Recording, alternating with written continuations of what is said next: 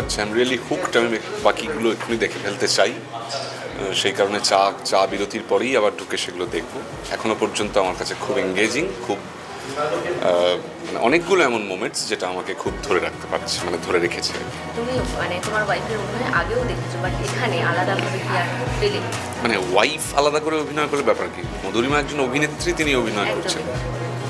তো আমি যেটা বললাম যে মধুরিমার অভিনয়ের সঙ্গে আমি সহ অভিনেতা এবং পরিচালক হিসেবে বহু পূর্ব পরিচিত, কারণ আমরা 10-12 বছরের বেশি থিয়েটার করি একসঙ্গে।